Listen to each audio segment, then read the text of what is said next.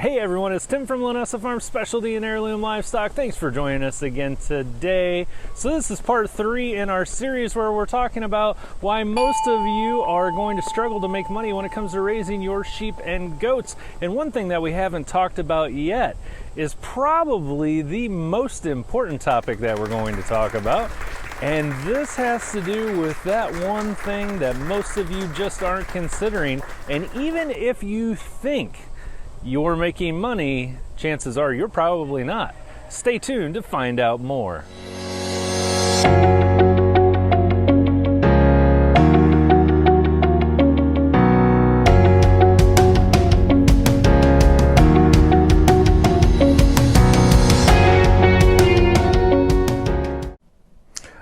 So here we are today, and we just wanted to take some time to talk about that one thing that a lot of you just don't consider. If you were to ask 10 people or 100 people or 1,000 people, usually it wouldn't matter. If you were just to ask anyone that you know, hey, if you could have more of something in your life, what would it be? And some people are going to say money, but a lot of people are going to say time. You know, time, we've all heard the expression that time is money and time is important, and people always wish that they had more time. And when you're working on your small farm, when you're getting into this business, time is something that you most definitely need to consider, and a lot of people just don't. So you may think, you know, hey, I'm making a profit, but when you figure your amount of time into the process, and you figure how much your time is worth, you're actually not. There's so many times that I hear individuals say, oh, well, I'm making this much money and that much money, and I own a business, and then I ask them, well, how many employees do you have? And they say, well, I don't have any employees. And I say, so you do everything yourself? And they say, yes. And I say, well, then how much do you pay yourself? And they say, well, I don't pay myself. So if you were to quit your job today and do this for a living, how is it that you're making money? And a lot of people have a hard time answering that, and that really frustrates a lot of people when you kind of throw that up in their face. Because let's be honest, a lot of us do this just because we enjoy it and because we love it, and it's more of a hobby for us than it is a business. But if you're going to look at this from a business aspect, you definitely need to consider time. So let's say that you're able to really whittle things down, and you can do, let's say, a half an hour a day. And that's about where we're at here at Linessa Farms, regardless of, you know, at some points in the year we may have 100 animals on the ground. But for all intents and purposes, if we had to average it out over the year, I would say our average amount of time that we actually spend outside doing the physical labor every day is 30 minutes. Now, obviously, we have other periods of time where we're, cleaning out stalls, or, we're delivering babies or doing vaccinations or whatever. But on the average day, we're about 30 minutes a day. And we run what I would consider to be an extremely tight ship. Even at 30 minutes a day, if you were to pay yourself $10 an hour, at the end of the year, you're going to be at about 182 hours, I believe. If you did a half an hour a day, 182 and a half hours, if you take 30 minutes times 365. So at $10 an hour, that's $1,800 just for you. And so what does that look like when that cuts into your profits? So these are all questions that you need to ask yourself. Even if you are just doing this for a hobby, your time is still valuable. Your time with your family is valuable. The time that you could be spending doing other things is valuable as well. So we want you to really consider these 5 tips as we move forward to help kind of streamline the process that you're going to go through with your small farm to help you save that most valuable asset, and that is time. Now, rule number 1, the most important thing that I think you can do, and at the end of the day, a lot of this is going to come down to, okay, you need to be organized. Organization is going to save you, but that's a very broad topic. So let's talk about rule number 1, and rule number 1 is going to be medical records or health records for your animals. This is very, very important, and this is going to save you lots and lots of time. Records will help you to know what you need to do and when you need to do it. It will save you the heartache of having to think about things. Lord knows, people ask me questions. I have a hard enough time remembering what I ate for breakfast yesterday, let alone what a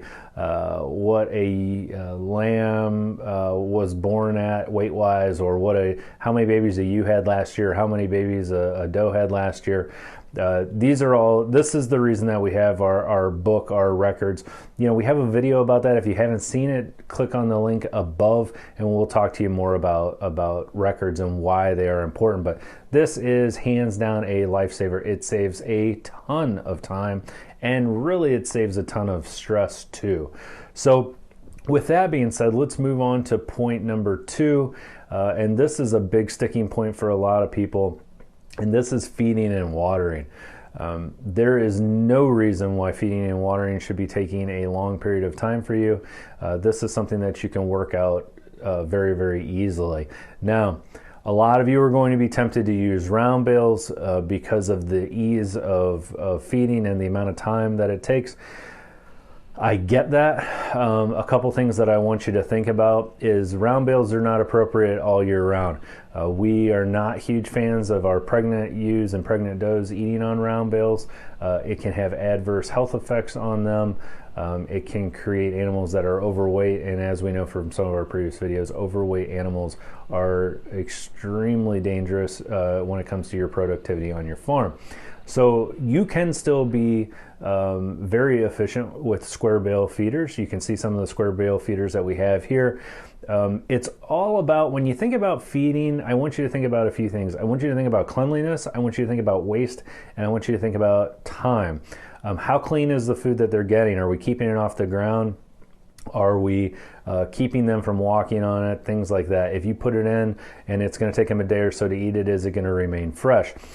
Even during the off season, if you're going to use round bale feeders, I implore you to spend a little bit more money and use the correct amount, the correct round bale feeder to kind of eliminate that waste and to keep it up and off of the ground. We're going to avoid things like mold. The square bale feeders where they're pulling through the wire, same basic premise, and it's very important as well. When we talk about waste, we're saying, how much are they throwing on the ground and how much are we losing? And the right feeders will save that a lot. I can't say enough about automatic waterers. If you don't have it in you to drop an exorbitant amount of money, because let's be honest, automatic waterers, if you haven't price them out yet, they are very expensive, $400, $500, $600 sometimes for an automatic water that has a heater in it. What we found that works and is portable are the hog waterers. As you can see in the picture here, we have a hog waterer. Hog waterers are great for a multitude of reasons, especially the ones that are made out of steel. What I really like about them is they're tall and they provide an environment where the animals can drink up and over the top. And then they also have a little hole down at the bottom where your lambs and kids can drink out of there as well. You can easily put a grate over the top of it that allows animals to drink through it. You can use like a hog panel or a cattle panel put on top of it, and it will allow the animals to drink through some of those squares, and the little ones will still be able to drink out of the hole at the bottom. And during the off season, the non-winter season, you can just hook up a hose to it. They sell little float valves that you can buy at most large farm stores. It's a $10, $15 little float valve that hooks up to a garden hose, and you can just attach it to the side, and as it runs low, it just fills it back up. During the winter months, you're going to have to fill it up, but it will last you quite a long time. The other thing that I love about these during the winter time, because they're metal, even though they have a plastic insert in there where the animals, where the fountain is down at the bottom, you can put a floating tank heater in there or a submersible tank heater in there, as long as you don't have it touching that plastic portion where the hole is down at the bottom, and it will keep it thawed out. And it's just enough heat that it will actually keep the hole down at the bottom where the babies can drink out of. It will keep that thawed out as well. So if you're kind of struggling with waters, I would highly recommend go out and get yourself a single hole. We call that a single hole, where it's just got the one down at the bottom. Single hole hog waterer. I think you will be pleasantly surprised at how much this helps you out. So, you know, that's just one way that you can knock down time. Again, all of these that we talk about today are going to save you a little bit of time, and hopefully putting them together is going to save you a lot of time. Supplies. This would be point number 3. You know, supplies is important, and the reason that's important, and I know a lot of you have ran into this before, what ends up happening is you get a sick animal or you get an injured animal. You get an animal with a worm load or something's going on, and you realize you do not have the supplies on hand that you need to help this animal in case of an emergency. And this causes lots and lots of stress. It puts lots of stress on you, it puts lots of stress on the animal, and it ends up costing you money. This may lead to you having to do a vet trip. This may have to lead to you running to the store in the middle of the night. You need to be prepared for whatever it is that you're doing. And if you're going to be breeding livestock and having babies on your farm, that opens a door to even more supplies that you need to get. Now, I probably have more supplies than the average person out there. We do a lot of education, and so I'm required to have a lot of things on hand. I also do all of my own veterinary work. As a healthcare provider and as working in the profession of healthcare, I am probably a little bit more adapted to doing some things that some of you may not be, and that's okay. But with that being said, we still want you to have as much general supplies on hand as you can. The other thing that you can take advantage of with this is you can buy things when they go on sale.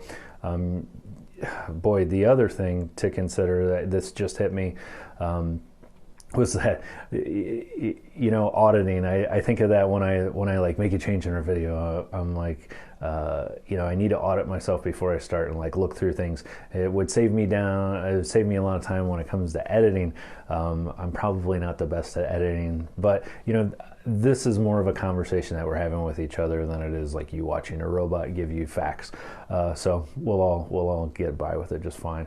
But the one thing that I didn't think about is out of stock items. I recently had a customer contact me and they said, hey, I need to get this, but I can't find it. And then I look and it's all on back order everywhere.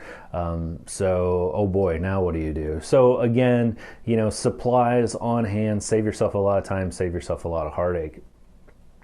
Point number 4, something that you may not have thought of, but health. You know, I kind of beat people up sometimes talking about the health of the animals that they purchase. We get lots and lots of calls from customers that say, oh, I got a heck of a deal on this baby, this bottle baby, or this baby that wasn't doing too good.